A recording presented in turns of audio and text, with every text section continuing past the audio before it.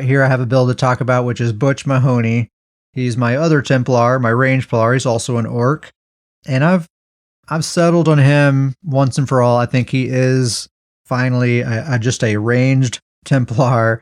You know, I have old Betsy. She's my main. She's a kind of your classic melee jab spamming Templar.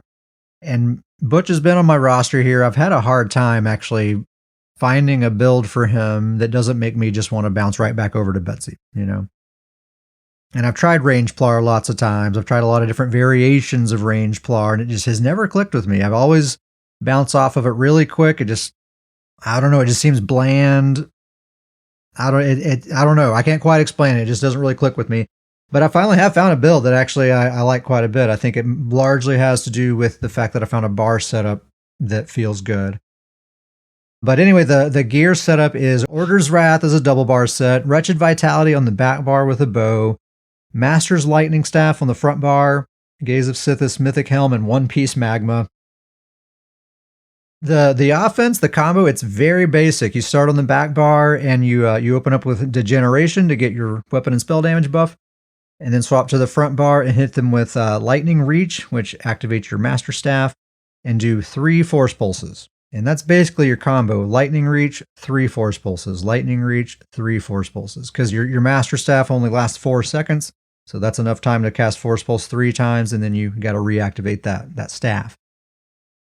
So you basically just keep doing that until they get low on health, and then you drop a meteor on their head, you stun them with the unblockable javelin, and you beam them to death. And they're just a pile of dust on the ground at that point. If you don't have the meteor, that's actually optional. You can just keep spamming, you keep doing your Lightning Reach Force Pulses until they're fairly low, and then just javelin beam.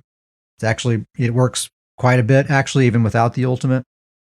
I think you want to have 3 Bloodthirsty Jewelry, since it is such a, I don't even really know if you can call it a combo. You know, you're just kind of putting 2 dots on them and spamming a spammable. So the Bloodthirsty helps because as soon as you kind of start eating into that health bar, then it just starts ramping up even more and more and more, and then you stick that beam on them, and that's the end of it. So I really do think the 3 Bloodthirsty is important to actually being a threat to people outside of that execute range. I like the Cleanse as opposed to the Bubble. It really is a personal preference, but I have the Cleanse slotted.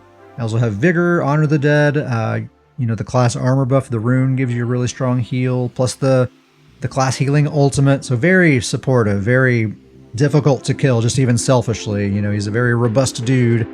Plus the fact that he's playing from long range, you know, he's kind of at a safe distance. He really very rarely dies. And he perfectly exemplifies what I'm always saying is the strength of the Templar class. He's basically just a ranged version of Betsy. You know, he's super flexible, super adaptable to whoever he's playing with. You know, if we're on a team that already has a lot of support, sweet, I'm going to let them do support, and I'm just going to be snatching up all the kills.